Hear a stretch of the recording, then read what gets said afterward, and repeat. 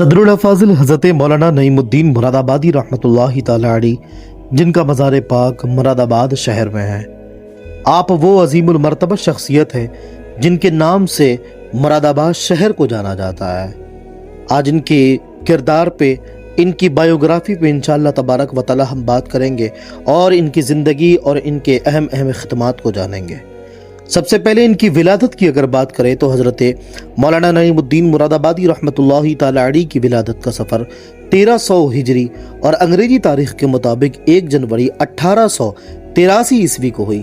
आपके बचपन का नाम नईम और लक़ब सदरुल अफाजिल फ़ख्रुल अमासिल है। सदरुल अफाजिल का मतलब उलमाओं का सरदार और फ़ख्रुल अमासिल का मतलब जिसकी मोहब्बत में रहकर बड़े बड़े उलमाए कराम इल्म वाले अपनी शान समझे।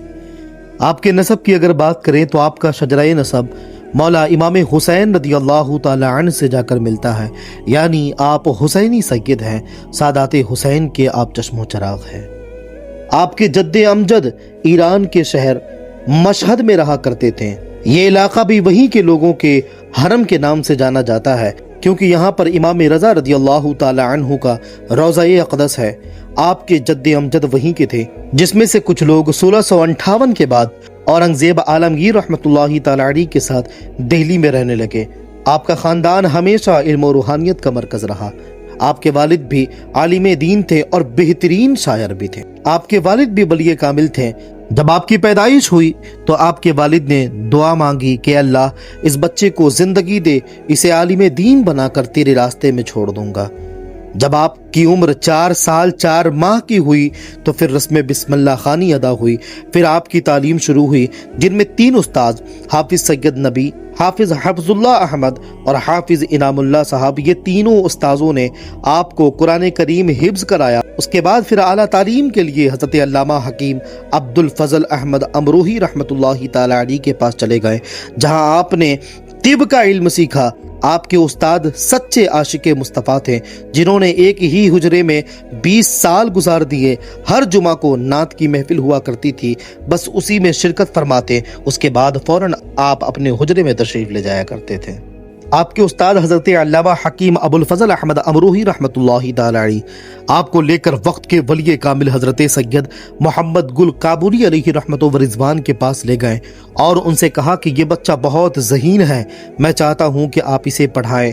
उनसे आपने मंतिक, फ़लसफ़ा, रियासी और बग़ैर नुक्ते वाली पढ़ी। जब आपने सारे ज़रूरी उलूम हासिल कर लिए तो आपकी दस्तार का ऐलान कर दिया गया। 20 साल की उम्र में आपको मदरसा इमदादिया में आपको सरद फरागत अता की गई। उधर आपकी पहली किताब भी 1 साल के अंदर में आ गई, जिसका नाम था अल कलिमतुल औलिया लि आलाई इल्मुल मुस्तफ़ा। यूँ तो आपने सैकड़ों किताबें लिखी, मगर आपके कुछ किताबों के नाम कुछ यूँ हैं: अल कलिमतुल औलिया, अहकाम रमज़ान, इरशादुल अनाम, अदबुल अखियार, फैज़ान रहमत, हाशियाए मीर, मुख्तसरुल उसूल, तफसीर खज़ाइनुल इरफान, सीरत सहाबा, अहकाइके हक और मकातिबे सदरुल अफाजिल, शायरी मजमुआ, सवानह करबला। इसके अलावा आपने एक से एक बढ़कर किताबें लिखी। हाजी मुल्ला मोहम्मद अशरफ ने आपकी किताबों को पढ़कर खुशी का इजहार किया और 2 पायदान और 2 गलदान आपको बतौर तोहफा पेश किया। पीर व मुर्शिद की अगर बैत व इरादत की अगर बात करें तो जब आपने ज़ाहिरी उलूम हासिल कर लिया तो रूहानी इल्म की गर्ज से मुर्शिद की तलाश में आप पीलीभीत शरीफ पहुँचे। उस वक्त वहाँ पर हज़रत शाहजी मोहम्मद शेर रहमतुल्लाहि ताला अलैह की विलायत का डंका बजता था। उनकी शोहरत सुनकर आप भी उनके पास पहुँचे, उनकी बारगाह में उनकी खिदमत में रहें, आपसे मुतासिर बहुत हुए और उसके बाद एक दिन अपने पास आपको बुलाया और कहा कि नईम, आपका फैज़ हमारे पास नहीं। आपने पूछा कि हुजूर, तो फिर मैं कहाँ जाऊँ, मेरा फैज़ कहाँ है? शाहजी अलैहि रहमा ने कहा कि तुम्हारा फैज़ तुम्हारे उस्ताद सैयद मोहम्मद गुल काबुली रहमतुल्लाहि ताला अलैह के पास है। ये सुनकर आप वहाँ से विदा ली और उसके बाद मुर्शिद की बारगाह में आप हाजिर हुए। इधर आप कुछ कहते, उधर उससे पहले मुर्शिद बोल पड़े कि नईम, हो आए पीलीभीत से। ये सुनकर आप उनके कदमों पे गिर पड़े और कहा कि हुजूर, आप तो सब कुछ जानते हैं, अब देर किस बात की, मुझे अपना मुरीद कर लिया जाए। उन्होंने कहा कि तीसरे दिन जुमा है, फजर की नमाज हमारे साथ पढ़ना। फिर जुमा आया, उसके बाद आपने उन्हीं के पीछे नमाज पढ़ी और उन्होंने सलाम फेरा और आपको अपने पास बुलाकर आपको बैत किया और सिलसिला कादरिया में आपको दाखिल किया।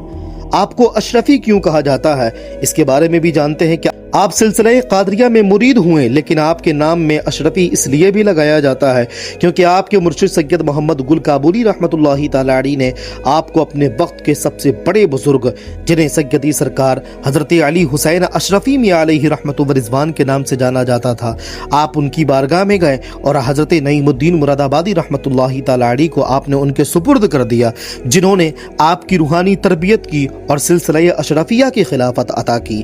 اس لیے آپ کے نام کے آگے اشرفی بھی لکھا جاتا ہے۔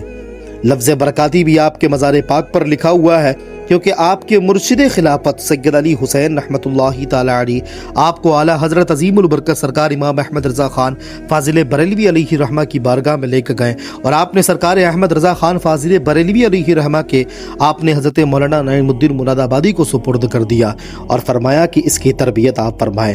اس وجہ سے سرکار احمد رضا خان فاضل بریلوی علیہ رحمہ نے سلسلہ برکاتیہ قادریہ کی بھی خلافت آپ کو عطا کی اور آپ اعلیٰ حضرت فاضل بریلوی رحمۃ اللہ تعالی علیہ کے خلیفہ ہوئے۔ جہان رضا لاہور میں یہ موجود ہے کہ حضرت مولانا سید محمد نعیم الدین مراد آبادی رحمۃ اللہ تعالی علیہ خداداد صلاحیتوں کے مالک تھے، حافظہ بڑا عمدہ پایا تھا، جس کے سبب کئی علوم اور فنون میں ان کی بالادستی مسلم ہو گئی تھی۔ حضرت مولانا شاہ محمد گل کی روحانی سرپرستی سے جو ان میں نکھار آیا وہ بیان سے باہر ہے۔ کئی عقیدت مندوں نے ان کا دامن تھاما اور یہ سلسلہ اتنا دراز ہوا کہ سلسلہ قادریہ کے ایک شعبے کی حیثیت سے سامنے آیا اور آج بھی یہ سلسلہ جاری ہے اور ان کے مریدین اور معتقدین کو نعیمی کہا جاتا ہے۔ صدر الافاضل کی سیاسی بصیرت قابل ستائش ہے۔ امت مسلمہ کے اصلاح اور فلاح کے لیے اپنے کئی تنظیمیں قائم کی۔